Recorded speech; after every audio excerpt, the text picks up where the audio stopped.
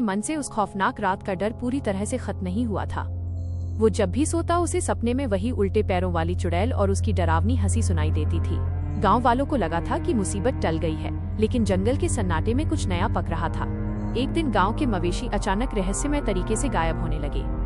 सुबह चरवाहे जब अपनी गाय भैंसों को ढूंढने निकलते तो उन्हें सिर्फ जंगल की सीमा पर उनके खुरों के निशान मिलते जो गहरी झाड़ियों की तरफ जा रहे थे।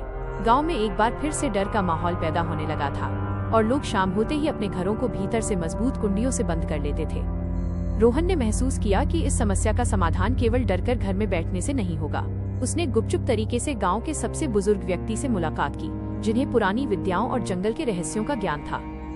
बुजुर्ग ने रोहन को बताया कि वो चुड़ैल पूरी तरह नष्ट नहीं हुई थी, बल्कि उसकी शक्ति एक पुरानी काली किताब में छिपी है, जो उसी जर्जर हवेली के किसी गुप्त तहखाने में रखी हुई है। ये सुनकर रोहन ने एक बड़ा फैसला किया कि वो उस काली किताब को नष्ट करके हमेशा के लिए गांव को इस खौफ से आजाद कराएगा। इस बार वो अकेला नहीं था। उसने अपने सबसे भरोसेमंद दोस्त को भी इस मुहिम में शामिल किया और दोनों ने मिलकर दिन के उजाले में हवेली जाने का मन बनाया, क्योंकि चुड़ैल की ताकत दिन के समय बेहद कमजोर हो जाती थी। अगली सुबह जब सूरज की किरणें पूरी तरह बिखर गईं, तो दोनों दोस्त चुपके से हवेली के पिछले हिस्से से अंदर दाखिल हुए। दिन के उजाले में भी हवेली के भीतर एक अजीब सा अंधेरा और भारीपन महसूस हो रहा था। धूल और जालों से ढकी दीवारों के बीच वे दोनों उस गुप्त तहखाने की तलाश करने लगे जिसका जिक्र बुजुर्ग ने किया था। हवेली के मुख्य हॉल के कोने में एक भारी लकड़ी की अलमारी थी, जिसके पीछे एक छोटा सा रास्ता नीचे की तरफ जाता दिखाई दिया। रोहन ने हिम्मत बढ़ाई और अपनी जेब से छोटी टॉर्च निकालकर उस अंधेरे रास्ते पर आगे बढ़ने लगा। सीढ़ियां बेहद संकरी और फिसलन भरी थी और नीचे से एक अजीब सी सड़न भरी गंध आ रही थी जो उनके हौसले को डिगा रही थी।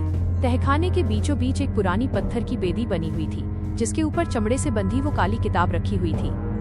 जैसे ही रोहन ने उस किताब को छूने के लिए हाथ आगे बढ़ाया, पूरी हवेली अचानक जोर जोर से हिलने लगी। तेज हवाएं तहखाने के भीतर भी चलने लगी और दीवारों पर बनी आकृतियां हिलती हुई सी प्रतीत होने लगी।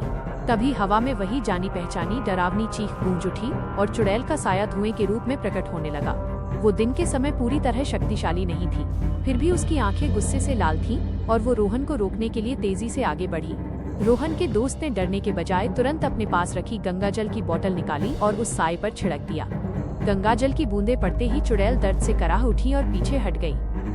इसी बीच रोहन ने बिना एक पल गंवाए उस काली किताब को बेदी से उठाया और अपने पास रखी माचिस से उसमें आग लगा दी। किताब के पन्ने जैसे ही जलने लगे, चुड़ैल की चीखें और भयानक होती गईं, मानो उसका अस्तित्व ही उस किताब के साथ चल रहा हो। कुछ ही पलों में वो किताब पूरी तरह से राख में तब्दील हो गई और उसी के साथ वो भयानक चुड़ैल भी हमेशा हमेशा के लिए हवा में विलीन हो गई। हवेली का भारीपन अचानक गायब हो गया और खिड़कियों से सूरज की साफ रोशनी अंदर आने लगी।